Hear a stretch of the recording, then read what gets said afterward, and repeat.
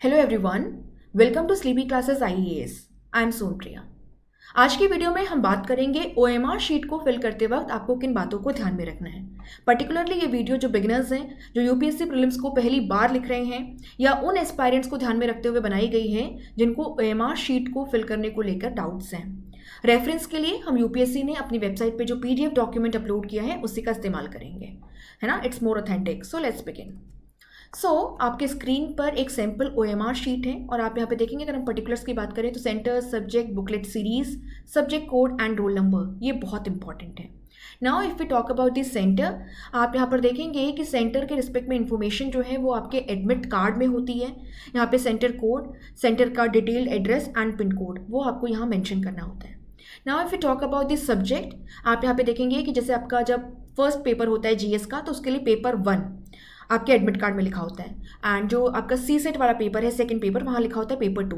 Same आपको आपके admit card से यहाँ पर लिख देना है accordingly paper 1 and paper 2। Now coming to the booklet series. अब जब आपको ओएमआर शीट मिलेगी तब आप इमीडिएटली बुकलेट सीरीज नहीं फिल कर पाएंगे, क्योंकि बेल रिंग होने के बाद ही आपको बुकलेट दी जाती है जहाँ पे आपके क्वेश्चंस होते हैं।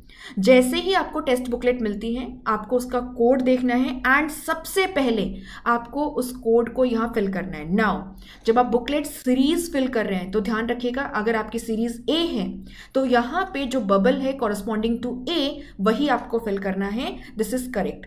अगर आपकी बुकलेट सीरीज ए है और आपने ए के अलावा और कोई बबल फिल कर दिया है, जैसे कि सेकेंड केस में स्टूडेंट ने सी फिल कर दिया है, तो it is a blunder. Why I am saying so, क्योंकि आपको पता है ओएमआर शीट जो है ये मशीन रीड होती है ना।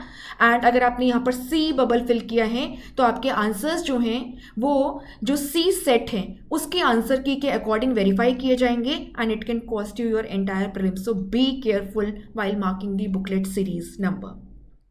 Now the second important thing is कि ऐसा भी ना हो कि आप बुकलेट सीरीज मेंशन करना ही भूल जाएं, राइट। सो दोनों ही बातों का आपको ध्यान रखना है।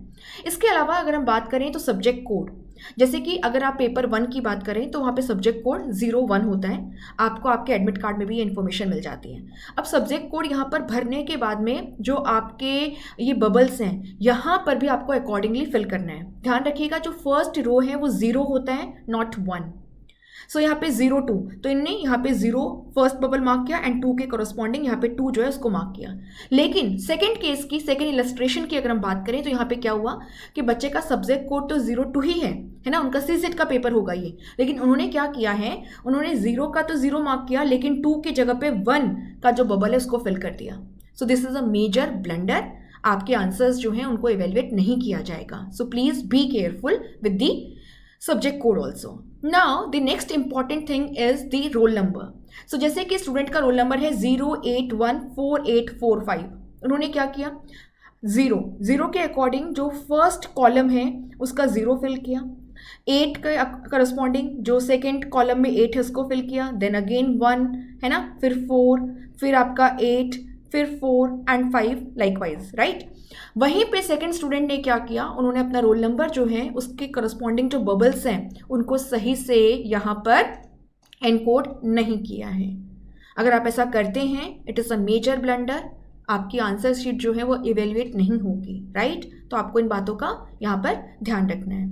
इसके अलावा ध्यान रखिएगा कि देयर आर सर्टेन एरियाज, जैसे कि आप यहाँ पर देख पा रहे हैं आपके राइट में, लेफ्ट में एंड बॉटम में या टॉप में, these areas are basically prohibited areas. यहाँ पे किसी भी तरीके की कोई मार्किंग या राइटिंग, जैसे कि जय श्री राम, ओम, क्रॉस या पेन की marking, these will not be tolerated. You should not do this. Apart from that, जब आप अपने आंसर्स को ओएमआर शीट में मार्क कर रहे होंगे तो ध्यान रखिएगा, जैसे कि मान लीजिए क्वेश्चन सेकंड का आपका आंसर है बी, तो बी के कॉरस्पॉन्डिंग जो बबल है वो आपको कंप्लीटली फिल करना है।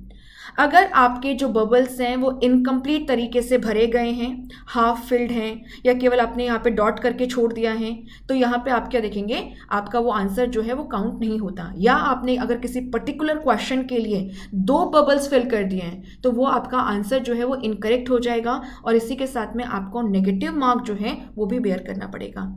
सो I think if you will keep these things in mind, है ना, this will definitely be beneficial for you. And अपने दोस्तों के साथ भी शेयर कीजिएगा कीजिएगा अगर उनके लिए बेनिफिशियल प्रूव हो सकता है तो। बाकी इतना कोई घबराने की ज़रूरत नहीं है, आराम से रिलैक्स होके जाइए, बस इन बातों को ध्यान रखिएगा, है ना, क्योंकि बहुत छोटी छोटी सी चीज़ें हैं बट बहुत इंपॉर्टेंट है एग्जाम पॉइंट ऑफ व्यू से।